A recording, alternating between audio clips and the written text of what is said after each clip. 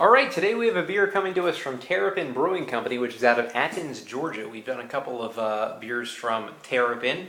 Today we're going to be doing their Rye Pale Ale, which comes to us at 5.3%. It's just a normal kind of American pale ale, but it has 10% rye thrown into the recipe, which is different than your normal pale ale. It comes into us at 86 or 5.3% ABV, 86 rating on Beer Advocate, I should say, 91 on Rate Beer, and they call it an extreme version of pale ale with the rye malt added. So you have the regular pale ale and then the rye added to that, and that makes it extreme according to them. 5 varieties of hops and a lot of specialty malts as well. So we're going to open her up and pour her into a shaker.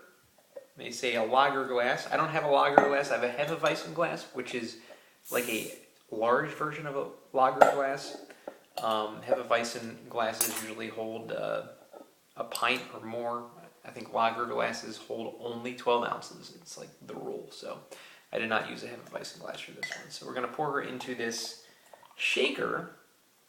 And as we pour it in, we see just a perfect pale ale kind of pour, amber colored, with about, I'm going to say 2, maybe 2.5, 2 1/3 to 2.5 fingers of head in this rye pale ale.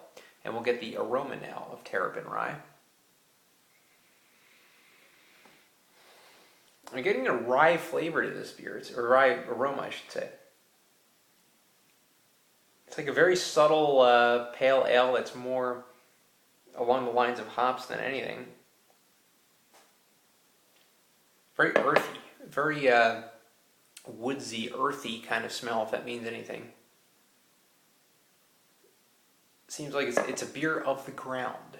I don't know what that means, but basically first thing that pops into mind, it's like a beer of the ground, whatever that means. So let's get a taste now of Terrapin Rye Pale Ale.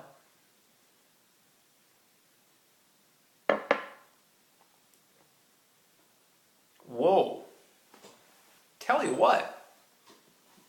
This is different. This is like completely different than anything I've ever had. It's got the IPA kind of sense to it, maybe the pale ale kind of sense, but it's not. I mean, it's got something different to it. Maybe a more citrusy, different kind of pine kind of scent to this beer.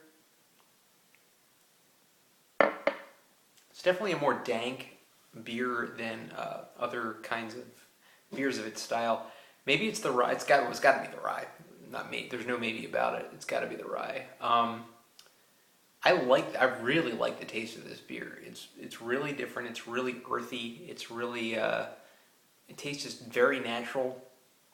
As far as pale ales go, I've had a couple of really good pale ales recently.